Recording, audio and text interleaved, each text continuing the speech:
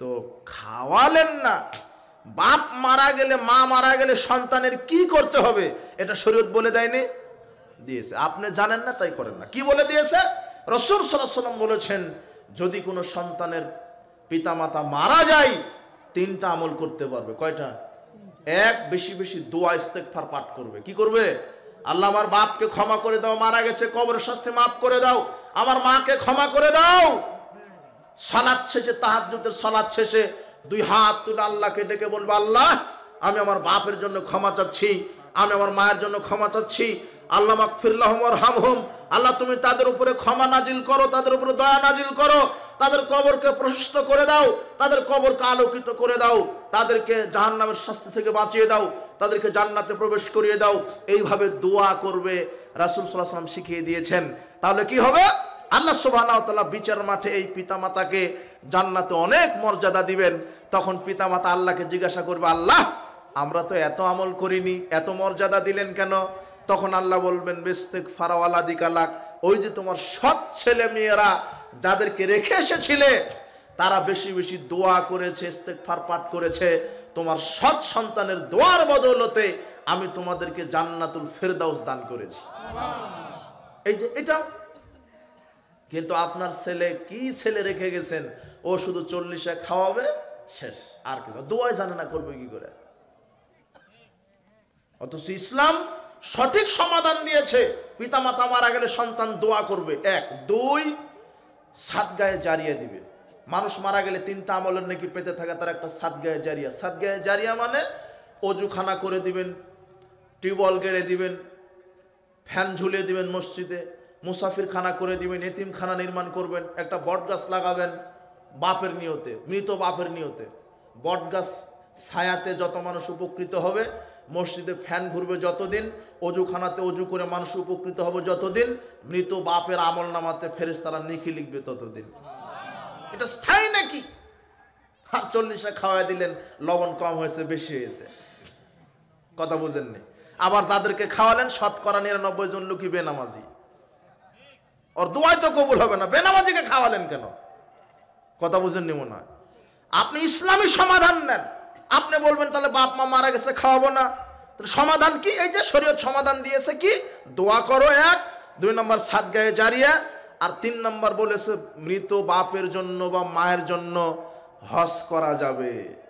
আপনি নিজের টাকা খরচ করে হজ করবেন, নিয়ত আল্লাহ আমি বাপের জন্য হজ করলাম, ওই হজটা আপনার বাপের জন্য আল্লাহ কবুল করে নেবেন। ইসলামী সমাধানে আসতে হবে। রাসূল সাল্লাল্লাহু আলাইহি ওয়াসাল্লাম যেটা বলেছেন, যে সুন্নাহ দিয়েছেন, সেটা মানতে হবে, রাসূলের তরিকায় আমল করতে হবে। আসসালামু আলাইকুম রাহমাতুল্লাহি ওয়া বারাকাতুহু। আসসালামু আলাইকুম রাহমাতুল্লাহ, বেহাক্কে লা ইলাহা ইল্লাল্লাহ। ওটা কি হলো? কি ঢং এটা? কি ঢং এটা আপনি দেখালেন? ফরজ সালাতের পরে সবাইকে নিয়ে সম্মিলিত মোনাজাত, দলিল নাই, আপনি করবেন কেন? মোনাজাত ব্যক্তিগত ব্যাপার, আর সালাতটাই হলো মোনাজাত। আল্লাহ বলছেন, ইন্না আহাদাকুম ইযা কামা সালাতি ইউসাল্লি ইউনাজি রাব্বাহু ফাইন্নাহু ইউনাজি রাব্বাহু। সহিহ বুখারীর 405, 406, 416 নম্বর হাদিস। রাসূল সাল্লাল্লাহু আলাইহি ওয়াসাল্লাম বলছেন, যখন কোনো ব্যক্তি সালাতে দাঁড়ায় তখন সে তার প্রভুর সাথে মোনাজাত করে। কিন্তু আপনি কি বলেন জানেন না তো? আল্লাহু আকবার বলে হাত বাঁধলেন, কি বললেন? আল্লাহুম্মা বাঈদ বাইনি ওয়া বাইনা খাতায়ায়া কামা বা'আদা বাইনাল মাশরিক ওয়াল মাগরিব। কি বললেন? আল্লাহ আমার পাপকে ওরকম দূরত্ব স্থাপন করো যেমন দূরত্ব পূর্ব পশ্চিমের দূরত্ব। ওয়ানাক্কিনি মিনাল খাতায়া কামা ইউনাক্কাস সাবুল পিয়াজু মিনাদ দানাস। আল্লাহ আমার পাপকে পরিষ্কার করে দাও, স্বচ্ছ করে দাও। কিভাবে? যেমন ময়লা কাপড়কে পরিষ্কার করা হয়, ওইভাবে আমাকে পাপ থেকে পরিষ্কার করে দাও। ওয়াগসিলহু বিল মাই ওয়াস-সালজি ওয়াল বারাদ। আমার পাপকে বরফ দ্বারা, পানি দ্বারা, শিশির দ্বারা ধুয়ে পরিষ্কার করে দাও। আপনি এটা বললেন, আল্লাহকে ডাকলেন। এরপর সূরা ফাতিহা বললেন, আলহামদুলিল্লাহি রাব্বিল আলামিন আর রহমানির রহিম মালিক ইয়াউমিদ্দিন। কি বললেন আপনি তো জানেন না। রুকুতে বললেন সুবহান রাব্বিয়াল আযীম, মহান প্রতিপালকের বড়াত্ম ঘোষণা করছি। সেজদায় বলছেন সুবহান রাব্বিয়াল আলা, উঁচু আল্লাহর পবিত্রতা বর্ণনা করছি। 2 সেজদার মাঝখানে কি বললেন? আল্লাহ মাগফিরলি ওয়ারহামনি ওয়াজবুরনি ওয়াহদিনি ওয়াআফিনি ওয়ারযুকনি। কি বললেন আপনি? আপনি বললেন আল্লাহ আমাকে ক্ষমা করো, আমাকে হেদায়েত দান করো, আমাকে সুস্থতা দান করো, আমাকে রিজিক দান করো, আমার ভুল ত্রুটি ক্ষমা করে দাও। সুবহানাল্লাহ। আর লাগে এতটুকু কবুল হলে তো আপনার কাম সারা। আল্লাহ আমাকে ক্ষমা করো, শেষ। আল্লাহ আমাকে হেদায়েত দান করো, শেষ। আল্লাহ আমাকে সুস্থ রাখো, শেষ। পৃথিবীতে বাঁচতে সবচেয়ে রুজি দরকার, সর্বশেষ বলেন ওয়ারযুকনি, আল্লাহ আমাকে রিজিক দাও। সুবহানাল্লাহ। সালাতটাই তো আপনি মোনাজাত করলেন, কি এক ঢং শুরু করেছে, বিহাক্কে লা ইলাহা ইল্লাল্লাহ। শয়তানি আমল। আর যে আমলের যত ফজিলত বেশি, সেখানে শয়তান বেদাত ঢুকিয়ে আমলটাকে নষ্ট করে দিয়েছে। ওই এক গ্লাস দুধের ভিতরে এক ফোঁটা পেশাব দিলে কি হবে? দুধ নষ্ট হবে না? এই বেদাত হলো এরকম, সৎ আমলকে নষ্ট করে দেয়। যে আমলের যত ফজিলত সেখানে বেদাত। রাসূল সাল্লাল্লাহু আলাইহি ওয়াসাল্লাম বলছেন, পরস্পরের দুই হাতে সালাম মুসাফা করে, দুই হাতে মুসাফা করে সালাম বিনিময় করো, তাহলে কি হবে? পরস্পরের দুই হাত পৃথক হওয়ার পূর্বেই তোমাদের বিগত সব পাপ আল্লাহ ক্ষমা করে দিবেন। সুবহানাল্লাহ 12টা বাজায় দিছে তো, ওখানে দুই হাত আর লাগে না, 3 হাত লাগায়, 4 হাত লাগায়, বুকে মারে, চুমা খায়, আছে না? ওটা হলো শয়তানি আমল। অথচ মুসাফা হবে পরস্পরের কয় হাত? 2 হাত। ওই যে আমলটা নষ্ট করে দিল। কথা বুঝেছেন? আজানের দোয়া আল্লাহ কি? আল্লাহুম্মা রাব্বা হাযিদ দাওয়াতিত তাম্মা ওয়াস সালাতিল কায়িমা আতি মুহাম্মাদানিল ওয়াসিলাতাল ফাদিলা ওয়া বা'আথহু মাকামান মাহমুদানিল্লাযী ওয়া'আদতা। এতটুকুনি শেষ। সহিহ বুখারী খুলেন 614 নম্বর হাদিস। কিন্তু শয়তান লাগায় দিয়েছে ওয়াদ দারাজাতার রাফিয়া ওয়ারযুকনা শাফাআতু ইয়াউমাল কিয়ামা ইন্নাকা লা তুখলিফুল মিআদ, এর লাগায় দিয়েছে। রাসূল বলছেন, আযান শোনার পরে যে আযানের দোয়াটা পাঠ করবে, হাল্লাত লাহু শাফাআতি ইয়াউমাল কিয়ামা, ওই ব্যক্তিকে সুপারিশ করা আমার জন্য বিচার মাঠে ওয়াজিব হয়ে যায়। সুবহানাল্লাহ। কিন্তু এই যে শয়তান বেদাত ঢুকায় দিল, আর ওয়াজিব হবে না। রাসূল সাল্লাল্লাহু আলাইহি ওয়াসাল্লামকে না মেনে শয়তানের আমলটা মানলেন আপনি। যেখানে আমল সঠিক আমল, সেখানে বেদাত ঢুকিয়ে দিয়েছে। কত বেদাতে আমল। আল্লাহ সুবহানাহু ওয়া তাআলা বেদাতে আমল থেকে আমাদেরকে হেফাজত করুন। আল্লাহুম্মা। রাসূল সাল্লাল্লাহু আলাইহি ওয়াসাল্লামের তরিকা অনুযায়ী আমল করতে হবে। তাহলে 1 নাম্বার হলো বিশুদ্ধ ঈমান, 2 নাম্বার বিশুদ্ধ তরিকা, ঠিক আছে না? সময় সংক্ষেপ এগুলো। 3 নাম্বার হচ্ছে হালাল রুজি। 3 নাম্বার কি?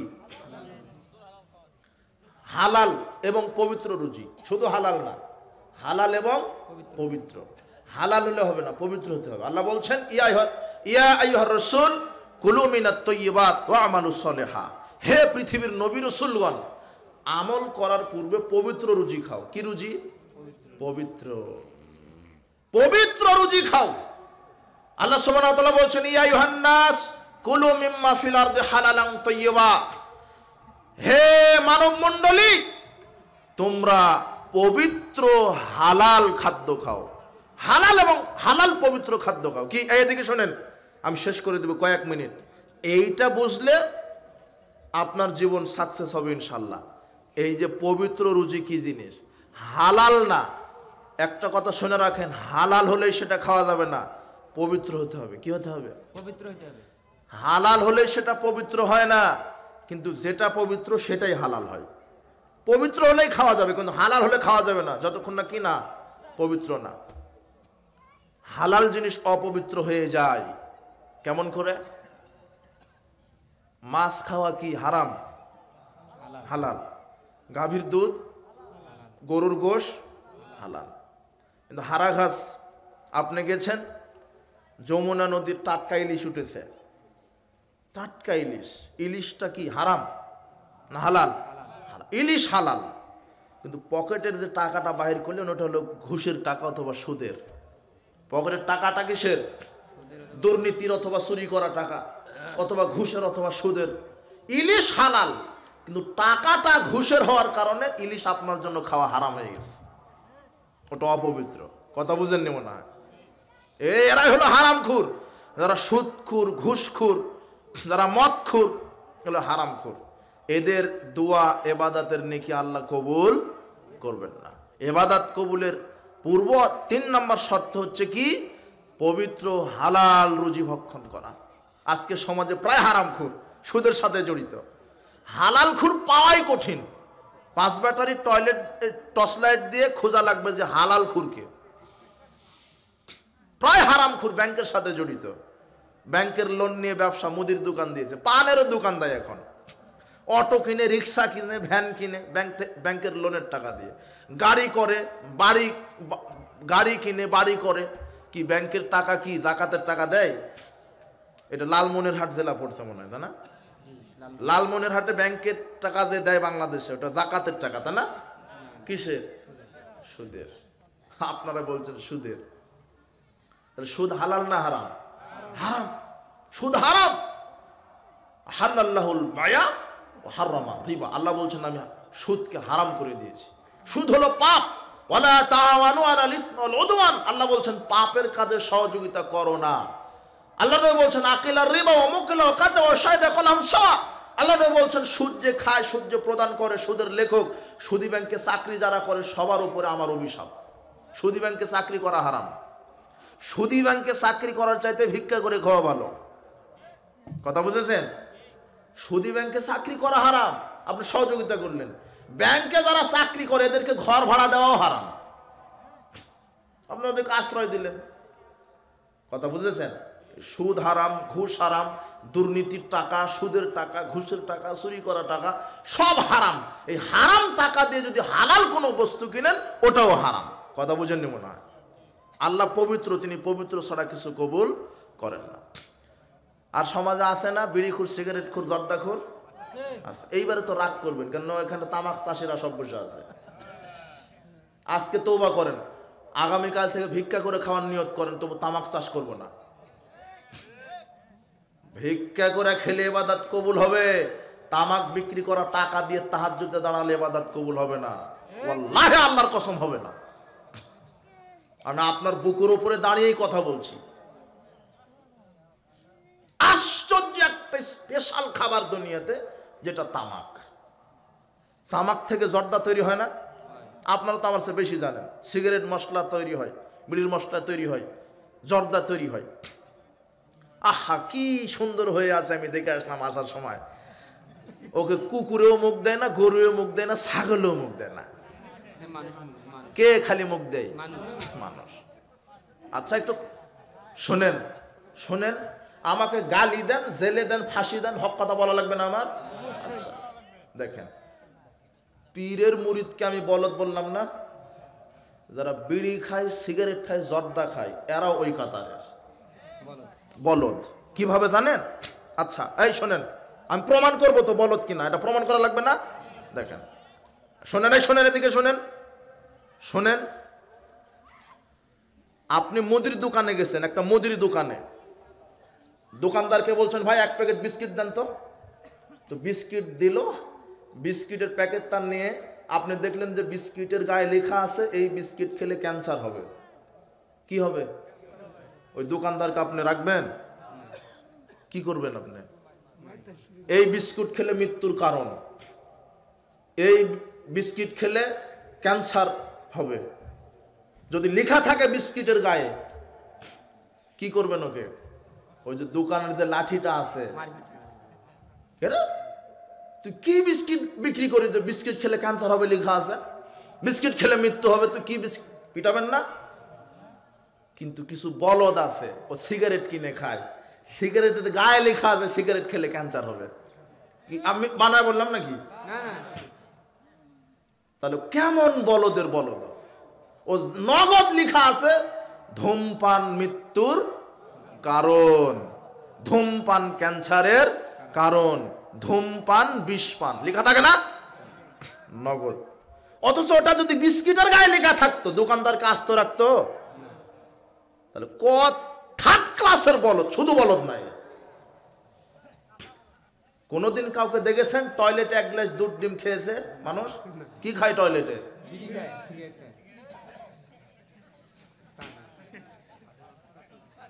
হারামখোর। এই যে হারামখোর, এই বিড়ি, সিগারেট, জর্দা, গুল, ইয়াবা, ফেন্সিডিল, এগুলি হারাম, এগুলো হলো অপবিত্র খাবার। আপনি ডিম খান, বিড়ালও খায়, দুধ খান, বিড়ালে খায়, মাছ খায়, খান, বিড়ালে খায়, রুটি খান, কুকুরেও খায়। আপনি যেটা খান, আপনি ছাড়া পৃথিবীর আর দ্বিতীয় কোনো প্রাণী খায় না, সেটা আবার কোন খাবার? এটা লজ্জা হওয়া দরকার। তো ওটাই আবার হুজুররা খায় আর বলে মাকরুহ। কথা বুঝেননি? কি কারবার! শয়তানের ক্ষমতা, পাওয়ার কত ভাই, মানে কি কত কত ডিগ্রিতে নিচে নামা বলদ বানায় রাখছে এদেরকে, খায় আর বলে মাকরু। অথচ যেটা খাচ্ছে তার গায়ে লেখা থাকে মৃত্যুর কারণ, ক্যান্সারের কারণ। দুধের প্যাকেটে যদি লেখা থাকতো এই দুধ খেলে ক্যান্সার হবে, তাহলে দুধ কোম্পানি কি করবেন আপনি? আহা, আজকে তওবা করেন যে তামাক চাষ করব না, ওখানে পটল বেগুন চাষ করব। আল্লাহ তুমি কবুল করো। আপনি কষ্ট পেলেও করার নাই, হক কথা বলা লাগবে, বিচার মাঠে কথা হবে আপনার সাথে। আমার কথা আজকে মানেন না মানেন, আল্লাহ তুমি আমাদেরকে হালাল পবিত্র রুজি ভক্ষণ করার তৌফিক দান করো। ইবাদত কবুলের 4 নম্বর পূর্ব শর্ত দেহ পাক, কাপড় পাক, স্থান পাক হওয়া। কি হওয়া? দেহ পাক, কাপড় পাক, স্থান পাক। আপনি ফরজ গোসল হয়েছে কিন্তু আপনি সালাতে দাঁড়িয়েছেন, গোসল করেননি, ওই সালাত হবে? তাহলে ফরজ গোসল করতে হবে। কথা বুঝেননি? আপনি এমন পোশাকে সালাতে দাঁড়িয়েছেন যেই পোশাকে আপনার পেশাব পায়খানা লেগে আছে, হবে? হ্যাঁ, হবে না। তাহলে দেহ পাক হতে হবে, কাপড়ও কি হতে হবে, এবং স্থান পাক হতে হবে। স্থান পাক মানে মূর্তি, কবর, মাজার মুক্ত হতে হবে। আমাদের দেশের অধিকাংশ মসজিদগুলি এখন কবর কেন্দ্রিক মসজিদ হয়ে গেছে। বড় দাদা মারা গেছে, বড় পীর সাহেব মারা গেছে, মসজিদের জায়গার উপরে কবর দিয়ে মাজার তৈরি করা হয়েছে। মাজারও সেজদা করে, মসজিদেও সেজদা করে। যেই মসজিদের জমির উপরে কবর আছে ওই মসজিদে সালাত হবে না। কবর স্থান আলাদা, মসজিদ হবে আলাদা। মসজিদের জমির উপরে যদি কবর থাকে ওই মসজিদে সালাত হবে না। স্থান পাক হতে হবে। শরীর পাক করবেন কিভাবে? নাপাকি 2 ধরনের। কয় ধরনের? একটা বড় নাপাকি আর একটা কি ছোট। ছোট নাপাকি কি? এই যে পেশাব পায়খানা করলেন, অজু করলে কি হয়ে যাবে।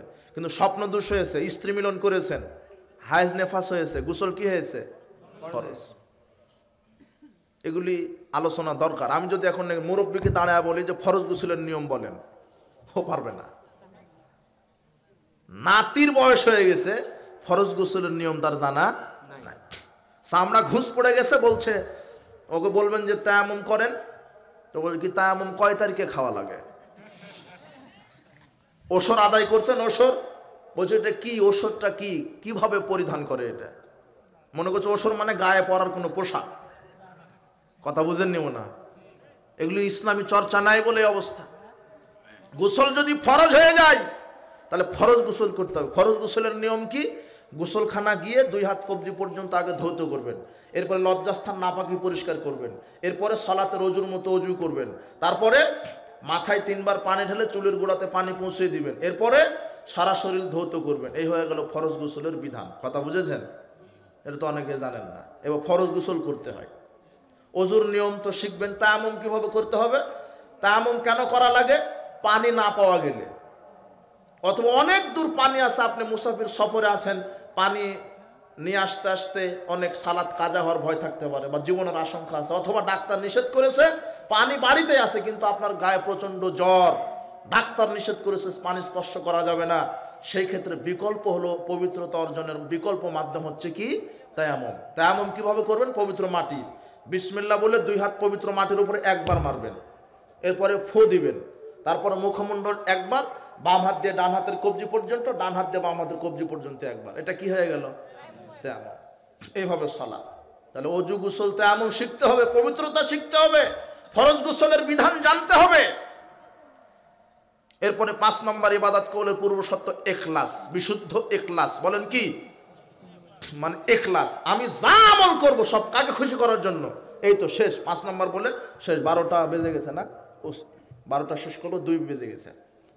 5 নম্বর বিশুদ্ধ ইখলাস মানে কি? একনিষ্ঠতার সাথে, একমাত্র কেবলমাত্র কাকে খুশি করার জন্য? আল্লাহ।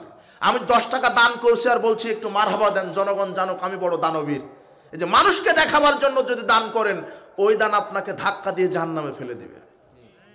আমার টাকা আছে, হজ করে আসি, মানুষ আমাকে আলহাজ বলবে। এই যে মানুষকে দেখাবার জন্য যারা হজ করে, এই হজ তাকে ধাক্কা মেরে জাহান্নামে ফেলে দিবে। মানুষকে দেখাবার জন্য যারা বক্তৃতা দেয়, কান্নার ভান করে কান্নায়, হাসার ভান করে হাসায়, মানুষ আমাকে বড় কারি বলবে, বক্তা বলবে, এই নিয়তে যারা বক্তব্য দেয়, এই আলেমদার আগে জাহান্নাম উদ্বোধন হবে। কথা বুঝেছেন? এই জন্য ইখলাস, নিয়ত ঠিক রাখবেন। আমি সালাত আদায় করব, সিয়াম পালন করব, কোরআন তেলাওয়াত করব, দান করব, সব কাকে খুশি করার জন্য? এই বিশুদ্ধ ইখলাসটা যদি না থাকে তাহলে আমল করে আমল কবুল হবে না। কাজে এই 5টা শর্ত যদি আমরা পুরা করতে পারি, আল্লাহ আমাদেরকে আমাদের আমল কবুল করবেন, পাপ ক্ষমা করবেন। আল্লাহ এই 5টি শর্ত পুরা করার মাধ্যমে তুমি আমাদেরকে দুনিয়াতে আমল করার তৌফিক দান করো।